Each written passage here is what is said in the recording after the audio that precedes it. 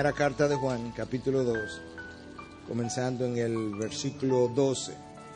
Os escribo a vosotros, hijos, porque vuestros pecados os han sido perdonados por su nombre.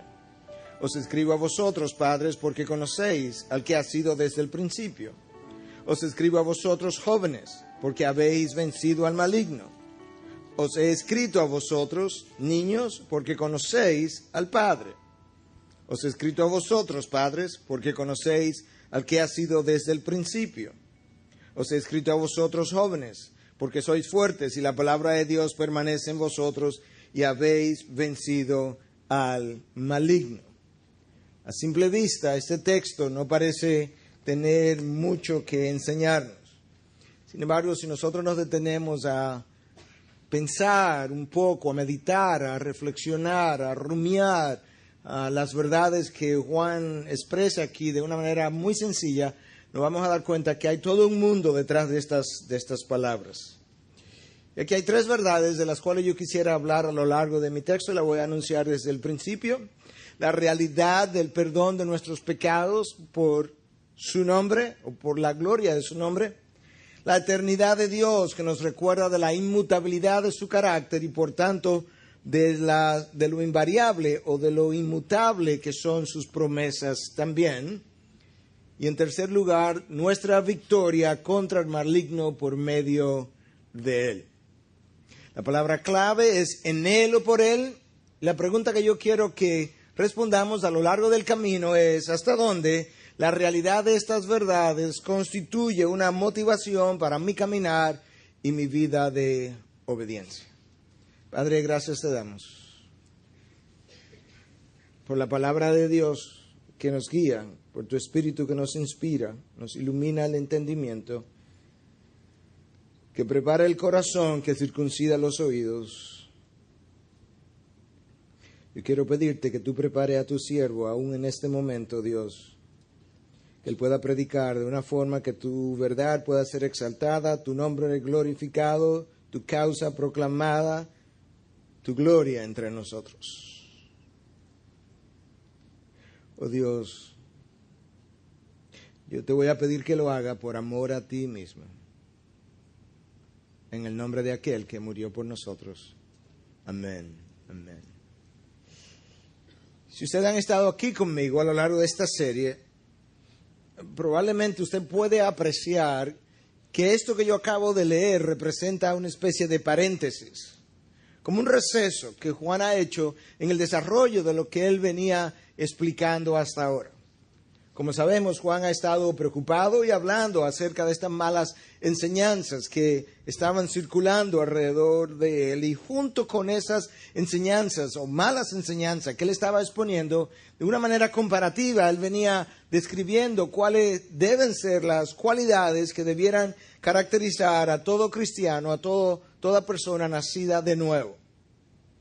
Y en esos primeros mensajes, Juan es sumamente confrontador, pero como que de repente se percata de algo que es una realidad, y es que cada uno de nosotros necesita ser animado, estimulado. A cada uno de nosotros necesita un poco de empuje a lo largo del camino, y él como que decide detenerse en este momento y hacer exactamente eso. Y él está tratando ahora de hablarnos de algunas verdades que puedan animarnos, estimularnos, afianzarnos en el camino de nuestra salvación.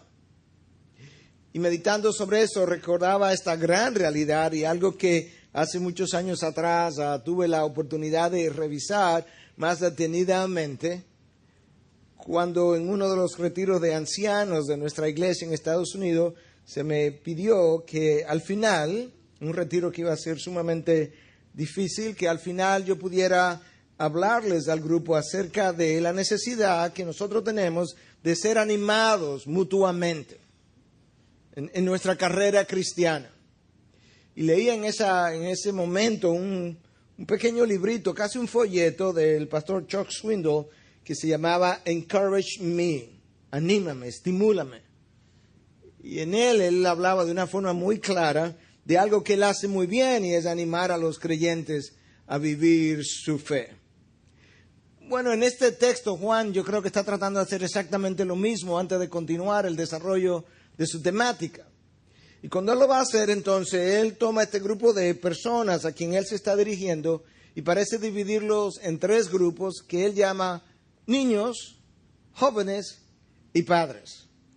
Y esos grupos han sido vistos de diferentes maneras, pero la enorme mayoría de los estudiosos por los siglos de los siglos no ha pensado que estos grupos se refieren a grupos cronológicos y tampoco han pensado que estos grupos se refieren a personas dentro de un núcleo familiar que cronológicamente corresponden a niños, a jóvenes y a padres, sino que estos grupos corresponden a grupos dentro del cuerpo de Cristo, porque de eso es que Juan ha venido hablando y seguirá hablando. Y que no está dirigiéndose a grupos de edad cronológica, sino más bien a personas que tienen diferentes estados de su desarrollo o que están en diferentes estados de su desarrollo espiritual. Y de esa manera, entonces, para muchos, la palabra niños nos engloba a todos, porque Juan hace uso de esa palabra en su carta no menos de 10 veces. Y en las otras 9 veces, la palabra niños o jóvenes, en este caso, hace referencia a todos los creyentes, a aquellos que verdaderamente hemos nacido de nuevo. Y no creo que esto va a ser la diferencia. Autores de la calidad de Martín Lutero, de Juan Calvino, lo entendían así. Que niños o jóvenes nos engloba a todos y que entonces aquí no hay 3 grupos, sino que aquí hay 2 distinguidos dentro de todos. Los jóvenes y los padres. Los jóvenes corresponden a aquellos de una edad espiritual, de un desarrollo espiritual menos maduro, y los padres a aquellos entonces que han alcanzado un desarrollo espiritual más avanzado.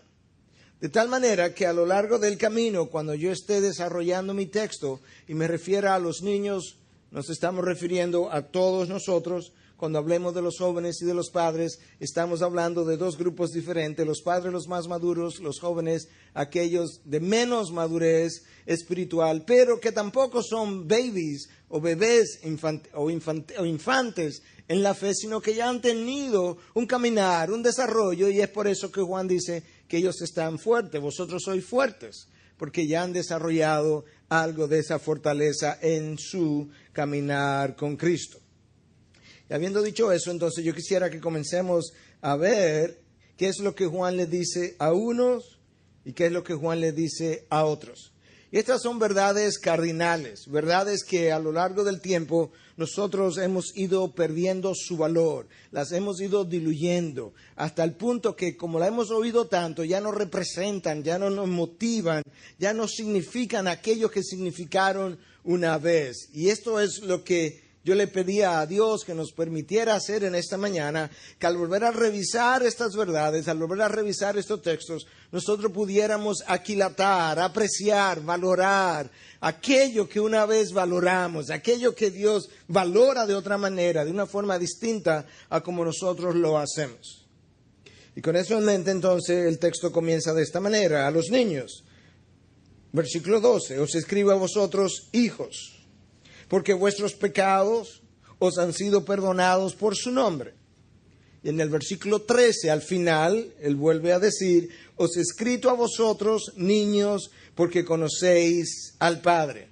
Juan le habla a los niños, jóvenes, padres, y vuelve y luego habla de nuevo a los niños, jóvenes y padres. Yo lo que he hecho es agrupar las verdades que él les menciona a los niños en un momento dado, a los jóvenes y a los padres, entendiendo que niños somos todos, o hijos somos todos.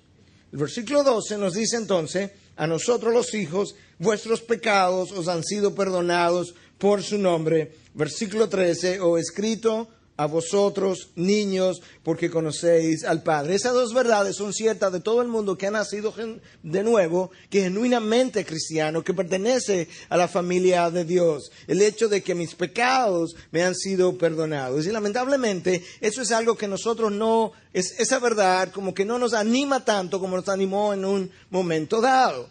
Quizás algunos de ustedes recordarán como al principio de su fe, al principio de su caminar, cuando usted se vio perdonado de años de pecado, cuando se sintió libre por primera vez, como usted contaba su testimonio a todo el mundo que le diera oído a escucharlo. Yo recuerdo en esos primeros años querer enviar a mi familia cada pedazo de literatura que caía en mis manos. Yo quería proclamarlo a los cuatro vientos. Y sin embargo, con el paso del tiempo, como que nos vamos sofisticando. Si estas verdades sencillas, estas verdades verdaderas, profundas del Evangelio, como que van perdiendo su valor.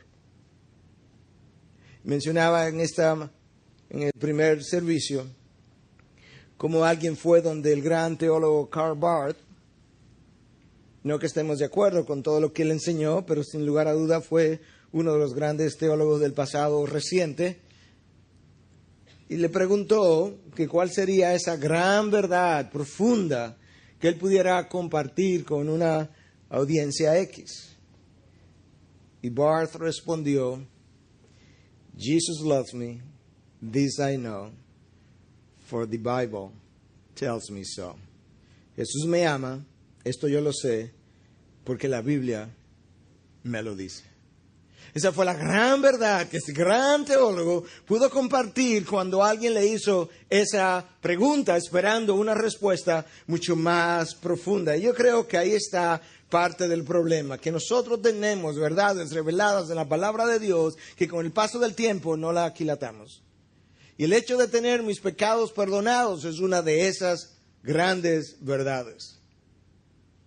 Y meditando sobre esto, comenzaba a pensar, ¿por qué es que el hecho de tener mis pecados perdonados no tiene la motivación, no nos da el ánimo, no nos da impulso que una vez nos dio? Y parte del problema está en que nosotros no entendemos lo que implica o lo que es el pecado para saber qué es lo que me han perdonado. Y yo quiero ayudarte a meditar, a reflexionar en eso esta mañana para que sepa qué es lo que a ti y a mí nos han perdonado. Un pecado es una violación inmoral de la ley de un Dios que 3 veces santo. Un pecado es un desafío a la autoridad o al Dios soberano, creador y sostenedor del universo. Es un desafío al Dios soberano, creador y sostenedor del universo. Un pecado es una afrenta en contra del Dios que nos ha dado la vida. Un pecado es una contaminación de la creación que cuando Dios la vio, la revisó, le pasó revista, la declaró buena en gran manera. Es una contaminación de su creación. Un pecado es algo abominable para Dios. El problema es que lo que a ti y a mí nos han perdonado no es un pecado, son miles de pecados.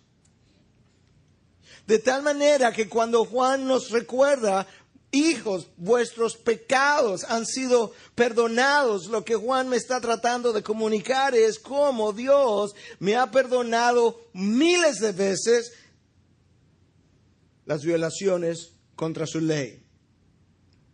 Cómo Dios me ha perdonado miles de veces el que yo haya desafiado su autoridad, ofendido su santidad, el que yo haya contaminado su creación con mis acciones y miles de veces el que yo haya obrado perversamente contra Dios. Eso es lo que me han perdonado.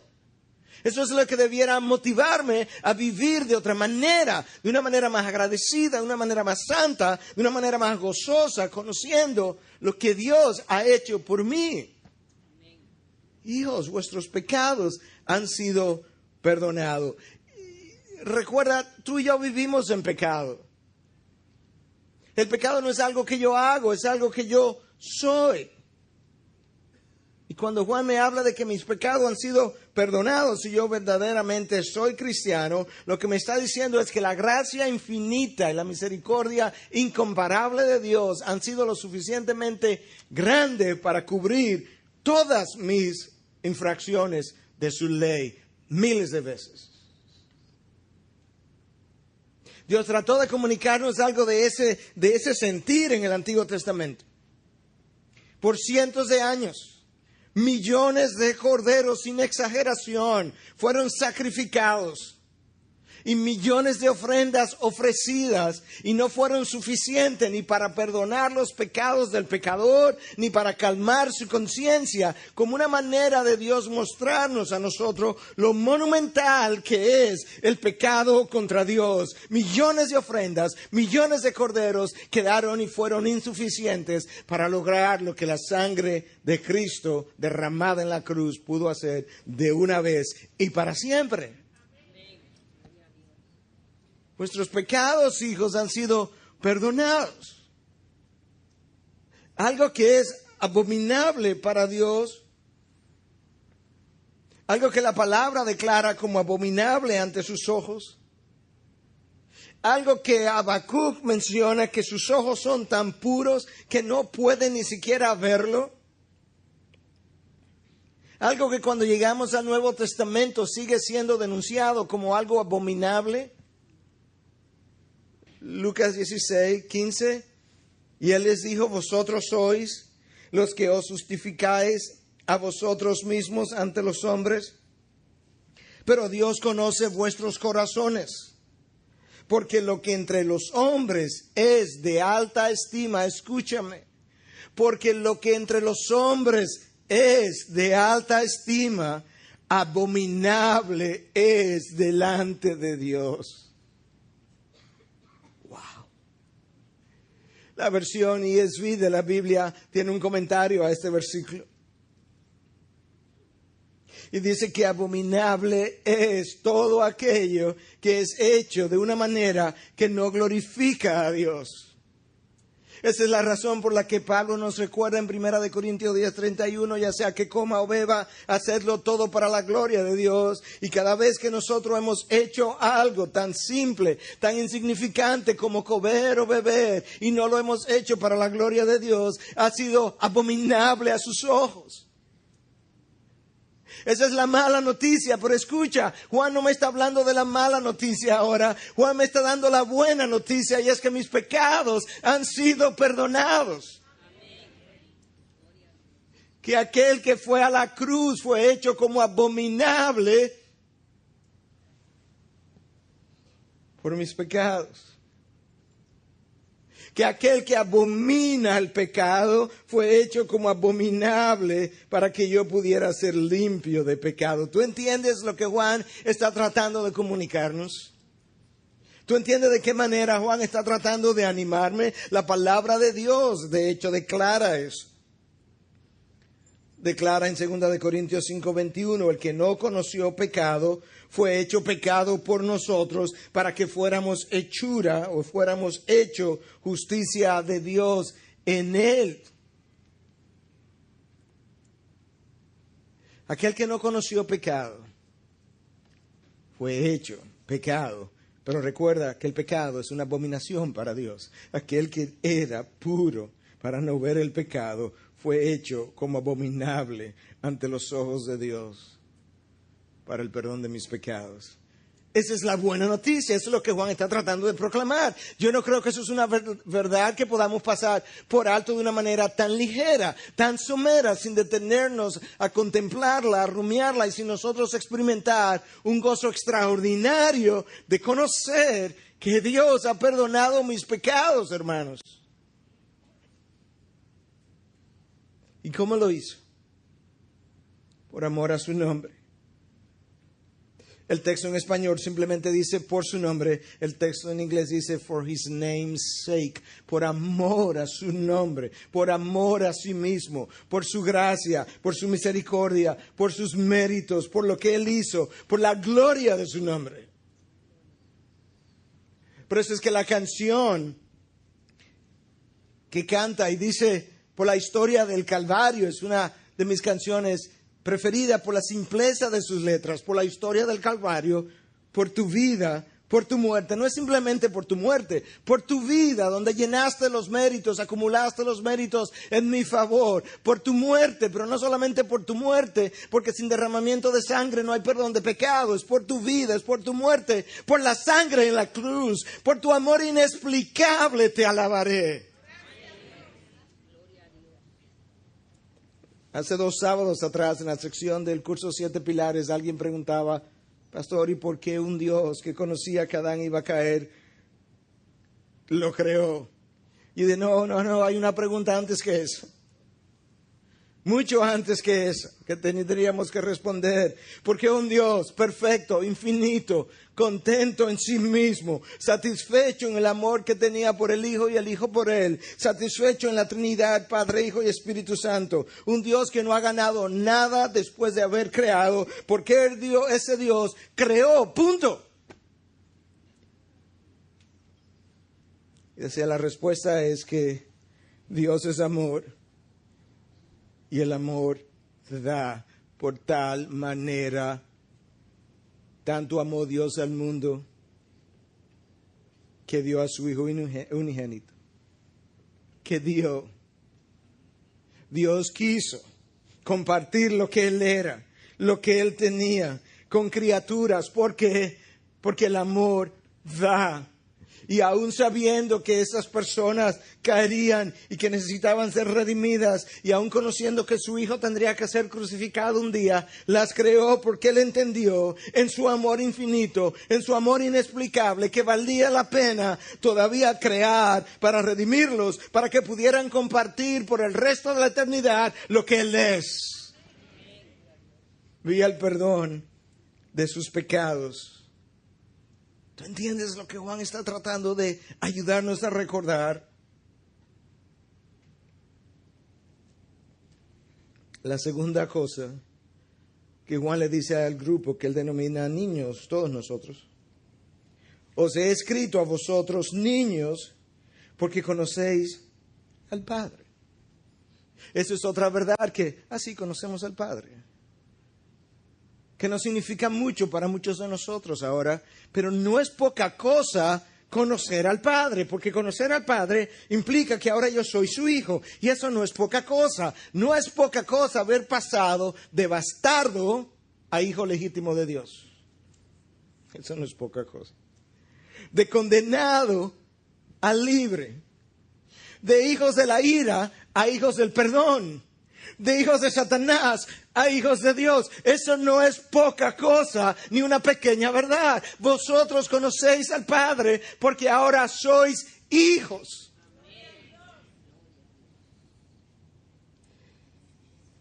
Hijos.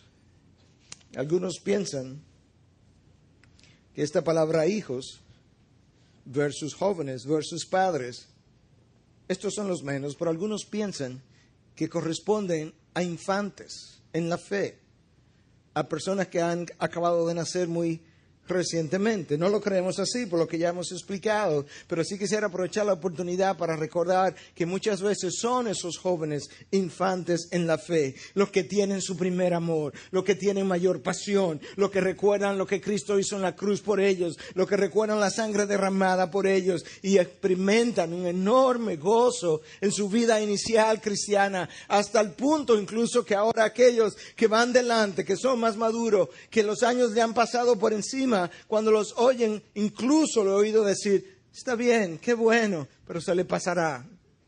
Qué pena que se le pase, qué tristeza, qué desilusión, que puedan olvidar lo que Cristo hizo por nosotros en la cruz. Cuando lleguemos al cielo, cuando estemos en gloria, por el resto de la eternidad, los redimidos de Dios cantaremos de nuestra redención. Y la celebraremos en presencia de sus ángeles, los serafines, de los querubines, donde ya no haya más dolor, ni llanto, ni lágrimas.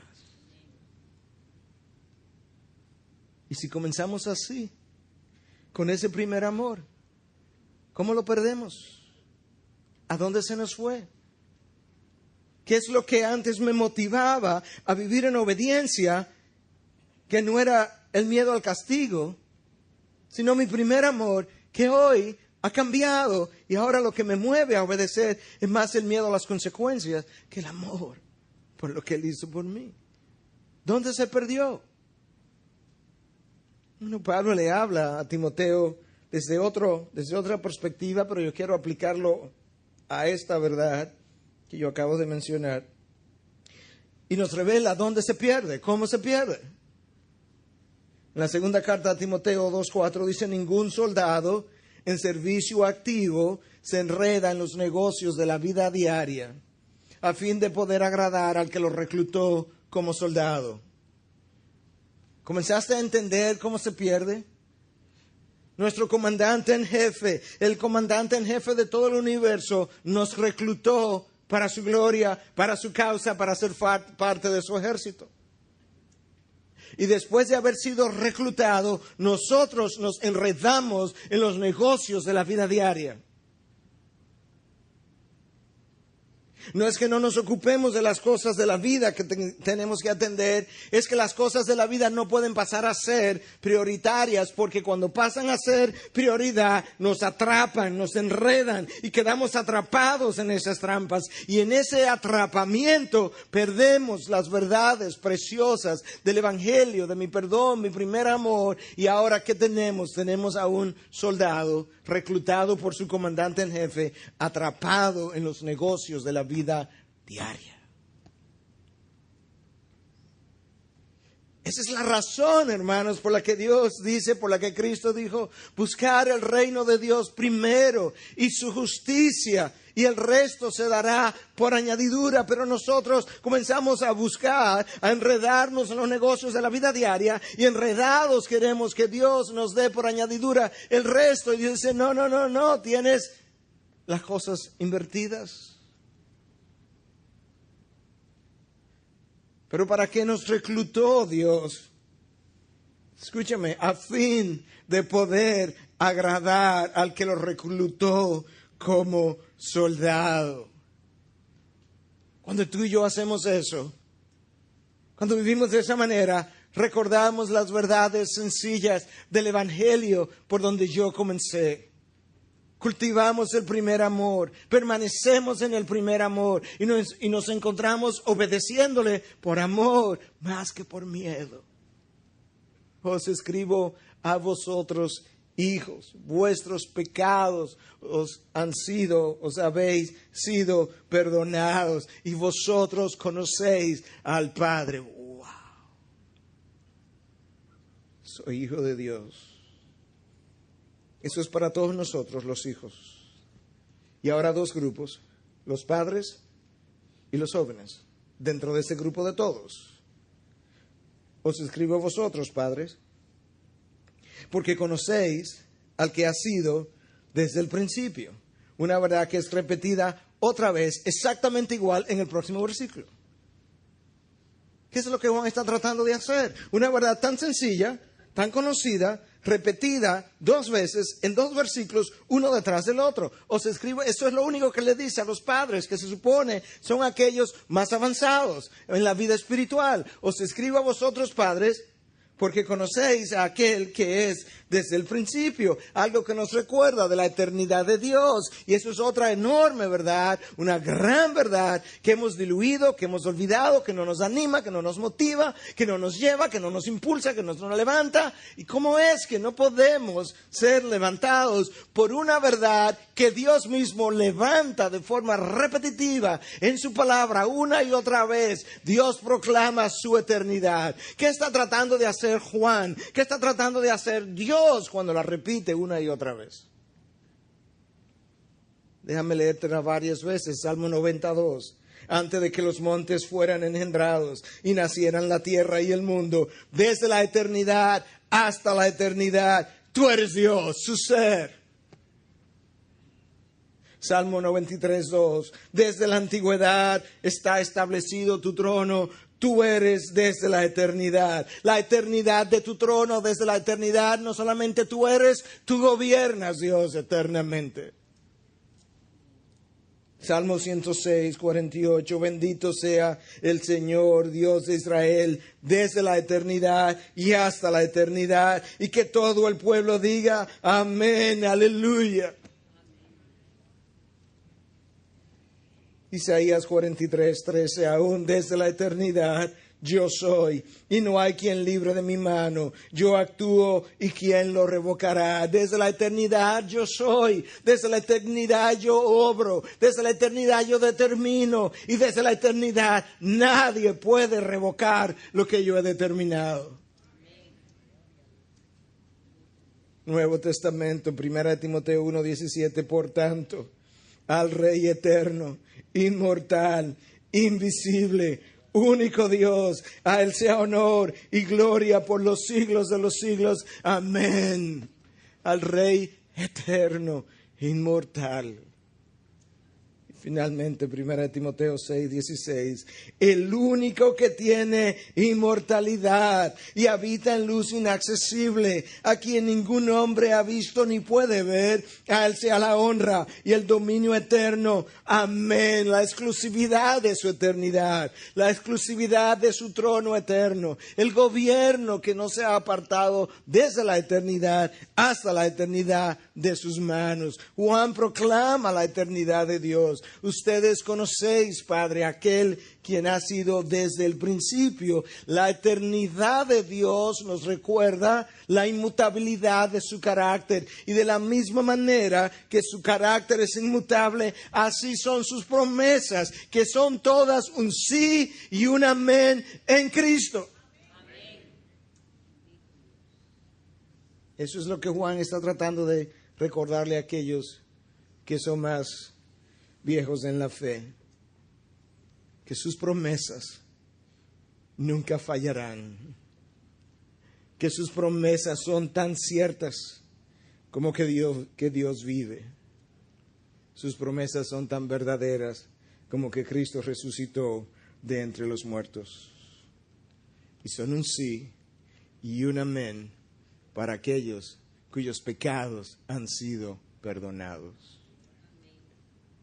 A los jóvenes, a aquellos que tienen menos tiempos en la fe, que quizá no son bebés infantiles, infantes en la fe, que ya tienen un tiempo caminando, que ya han probado hasta cierto punto su fe.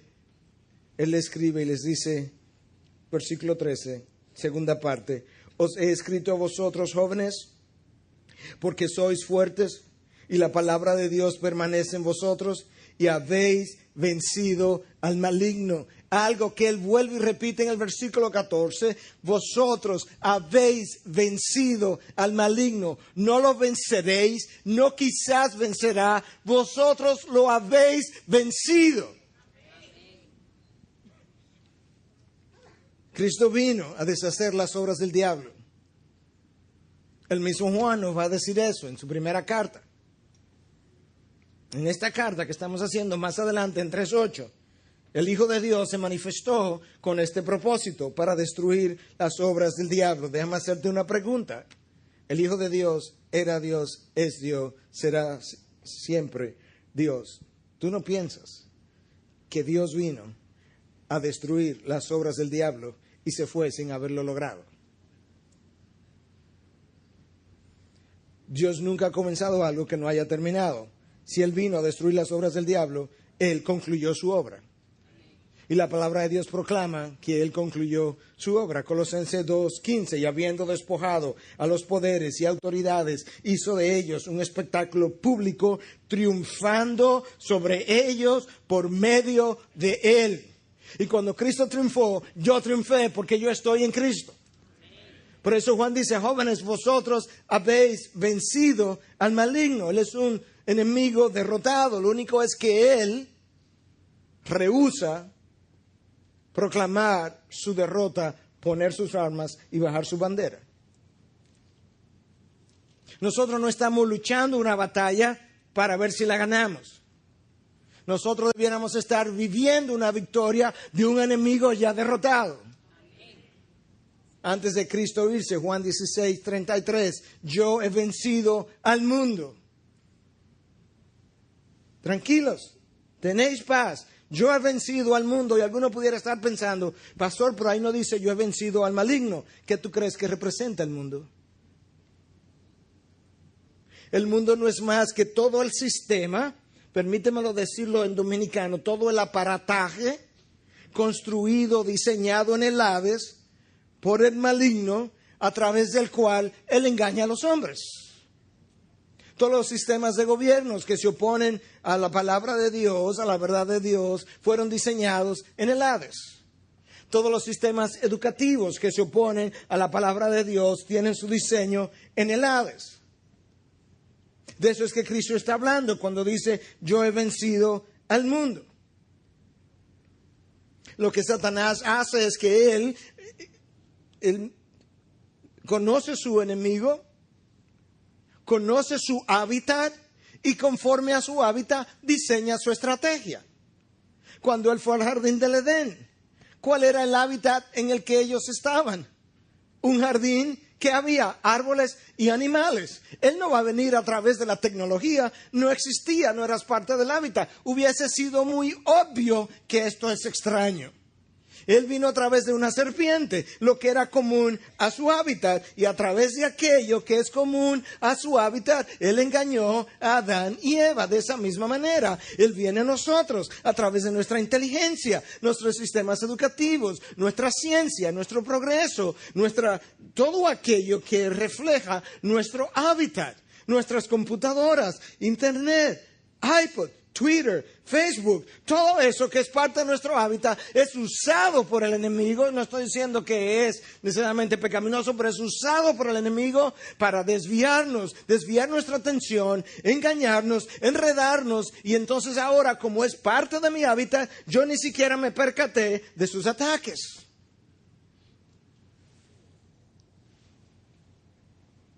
Cuando Cristo dijo, yo he vencido al mundo, Él está hablando, yo he vencido el sistema entero construido por Satanás que estuvo en contra de mi vida, que trató de hacerme tropezar, que trató de hacerme caer. Esa es nuestra lucha. Mi peor enemigo lo llevo dentro. Por eso cantamos, líbrame de mí. Soy yo. No podemos hacer como aquel señor, es una historia verídica, en Estados Unidos, tenía más de 400, 500 libras y demandó a la cadena de restaurante McDonald's porque sus hamburguesas lo hicieron engordar. Llegó a la corte el caso. Sí, las hamburguesas te hicieron engordar, pero fue tu carne que deseó su carne. Satanás nos presenta las ofertas, pero es mi carne que la compra. Es mi carne que las desea. Mi peor enemigo lo llevo dentro. Satanás es solamente un presentador de ofertas a individuos que tienen deseos. Pastor, pero ¿y aquel pasaje de Efesios que dice que nuestra lucha no es contra carne ni sangre, que es contra principados y potestades? ¿Qué tú crees que representa el mundo y todo su sistema construido? Déjame llevártelo más allá. Adán y Eva. Cuando Adán cae, Adán culpa a Eva, pero Eva no era su problema. Su problema era la serpiente que engañó a Eva. Es contra principados y potestades que usan a seres humanos y hacen caer a otros. Cuando Cristo estaba siendo tentado para que no llegara a la cruz, su problema no era Pedro, sino Satanás que estaba usando a Pedro. Apártate de mí, Satanás. Nuestra lucha es contra principados y potestades. Eva no quería destruir a Adán. Pedro no quería destruir a Cristo, pero estaba siendo usado por él, por el enemigo. Cuando Israel tiene una plaga de 70,000 muertos y David fue el culpable, al fin de cuentas David no era su problema, no era el problema de Israel. David no quería destruir a su propia gente, sino que se dejó engañar por el enemigo. Nuestras luchas contra sarna y contra principados y potestades que usan individuos a través de los cuales Él nos hace tropezar. Y tú lo ves a lo largo de la historia bíblica. Y de todo un sistema y de todo un aparataje que Él ha montado en el mundo, conforme a nuestro hábitat, y que luce tan normal y común que yo jamás pienso que me está sirviendo de distracción y de pecado y de trampa en el camino. Ahora notemos que cuando Juan le habla a los jóvenes en el versículo 14 y les recuerda, vosotros habéis vencido al mundo, no lo venceré, al maligno está vencido. Él le dice, soy fuertes y la palabra de Dios permanece y habéis vencido al maligno. Nota la relación que él establece entre ser fuerte, la palabra de Dios que permanece y el haber vencido al maligno. Tú no puedes vencer al maligno fuera de la palabra. Tú no puedes vencer al maligno si no aplicas la palabra. Tú no puedes vencer al maligno si no consumes la palabra. Tú no lo puedes vencer si no aplicas la palabra. De hecho, el salmista lo dice en el Salmo 119:9. ¿Cómo puede el joven guardar puro su camino? Guardando tu palabra. ¿Cómo puede hacerlo? De una sola manera, guardando tu palabra. Esa es la razón por la que personas que consumen su palabra se deleitan en Dios. Personas que ignoran su palabra terminan deleitándose en el mundo y por eso caen.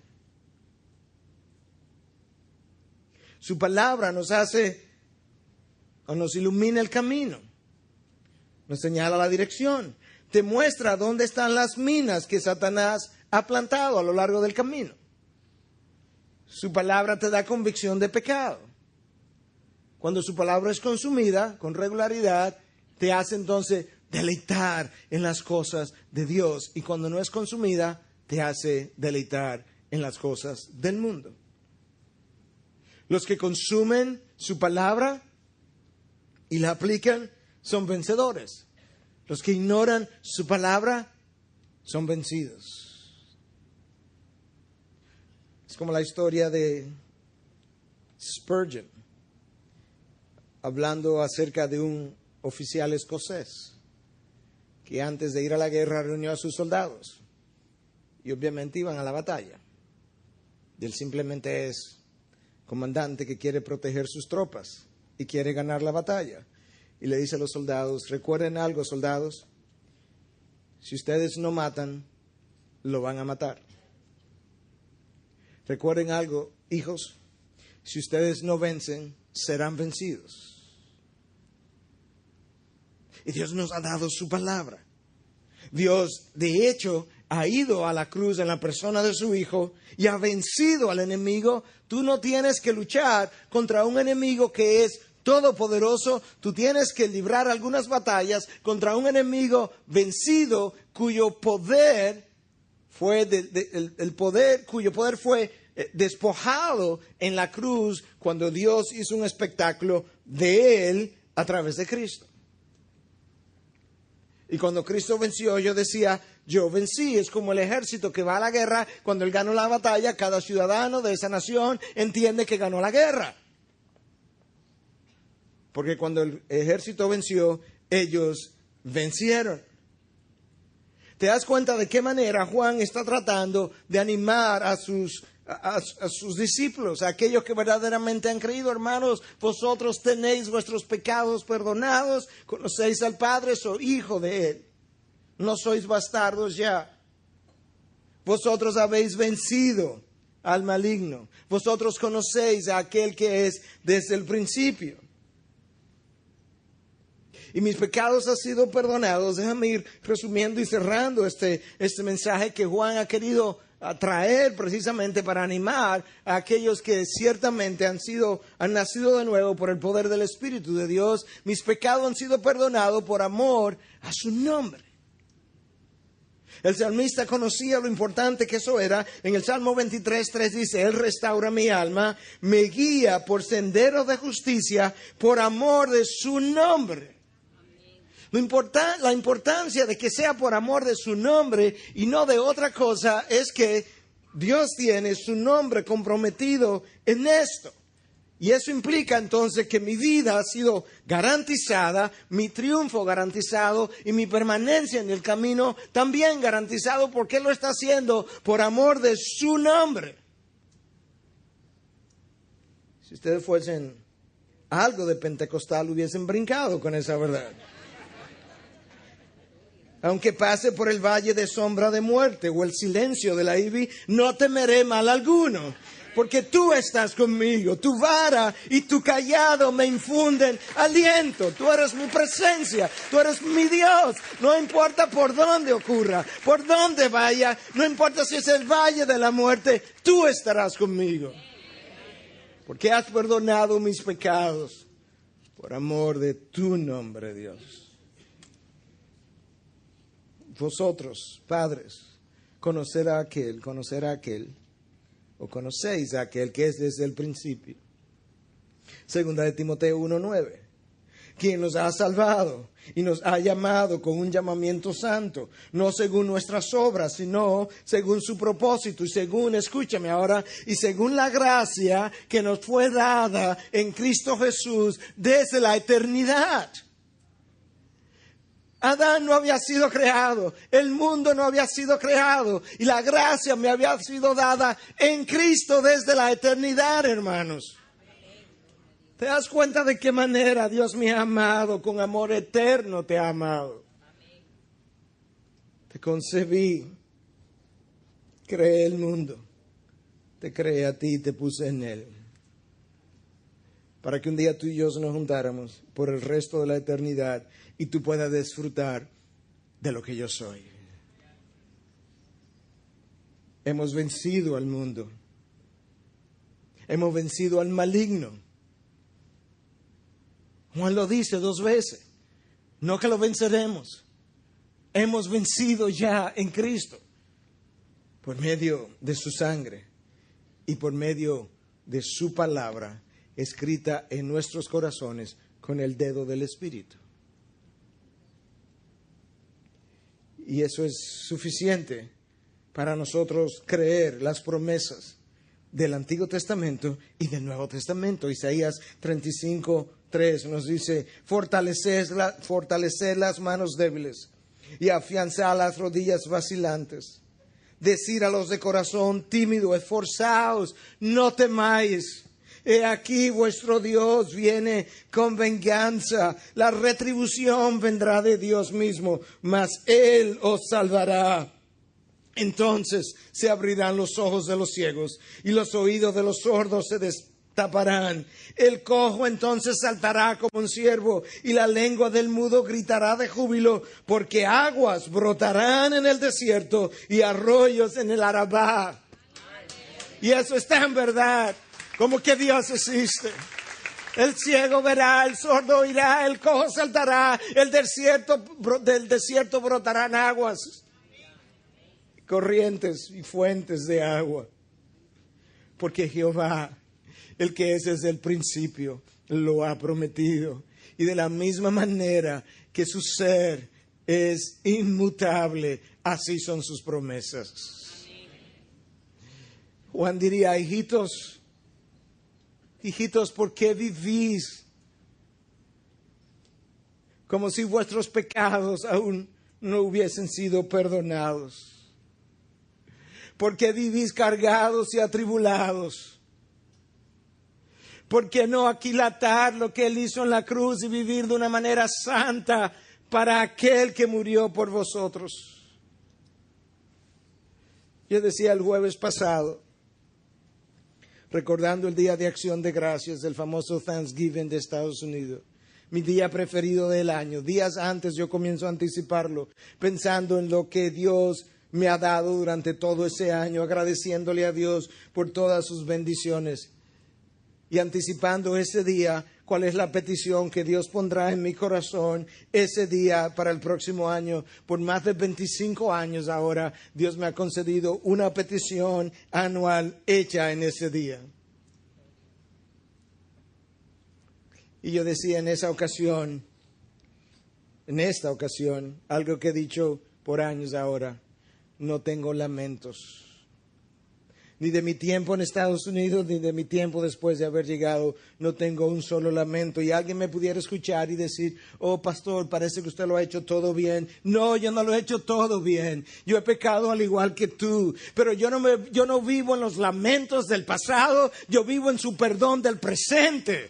Y yo no puedo debilitar la obra de la cruz en mi vida. Él me ha perdonado, Él me ha lavado, Él me ha hecho hijo suyo. Y yo no puedo vivir en el pasado, ahora yo vivo en su presente, perdonado. Y Él no se avergüenza de llamarme hermano. ¿Cómo no celebrarlo? ¿Cómo no querer vivir santamente para Él? ¿Cómo no querer vivir victoriosamente en su poder, en su palabra? ¿Cómo deleitarme en otra cosa que no sea lo suyo? ¿Cómo desear otra cosa? No, por su amor inexplicable, por la historia del Calvario, por su vida, por su muerte, por su sangre en la cruz. Por tu amor inexplicable, te alabaré, Dios. Te alabaré. Esa debe ser tu vida y mi vida, una vida de obediencia, una vida de alabanza para nuestro Dios. Movido no por miedo a sus consecuencias, por amor a su nombre y con agradecimiento, por agradecimiento a lo que Él ya hizo en la cruz. Cobra fuerza, hermano.